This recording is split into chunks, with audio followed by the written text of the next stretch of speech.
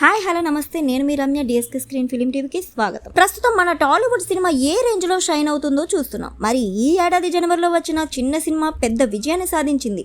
మరి ఆ సినిమానే మన తెలుగు సూపర్ హీరో చిత్రం హనుమాన్.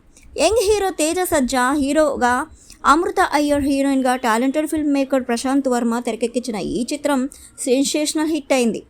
అయితే ఈ సినిమా సాధించిన అఖండ విజయం ఇప్పుడు 100 రోజులు కంప్లీట్ చేసుకుంది. ఇప్పుడు ఒక్క థియేటర్లోనే 100 రోజులు ఓ సినిమా ఆడటం అనేది గగనమైపోయిన తరుణంలో 25 సెంటర్స్లలో హనుమాన్ రన్ అయ్యి సెన్సేషనల్ సెట్ చేసుకుంది. అయితే ఈ సందర్భంగా ప్రశాంత్ వర్మ AAA సినిమాస్లలో స్పెషల్ షో తర్వాత ప్రెస్ మీట్ని పెట్టున్నట్టు తెలిపాడు. అయితే ఇప్పుడు ఈ ప్రెస్ మీట్ పైనే అందరి కళ్ళు పడ్డాయి. మెయిన్గా హనుమాన్ తర్వాత వస్తున్న జై హనుమాన్పై రెట్టింపు ఆసక్తి ఉంది. మొన్న రామనవమికి కానుకగా వచ్చిన అప్డేట్తో మరింత హైప్ని జనరేట్ చేయగా ఇప్పుడు హనుమాన్ జయంతి కూడా కావడంతో నేడు ఆసక్తికర అప్డేట్స్ని ఇచ్చే ఛాన్సులు ఉన్నాయి. మరి వేచి చూడాలి ప్రశాంత్ వర్మ ఎలాంటి డీటెయిల్స్ ఇస్తున్నాడో అనేది.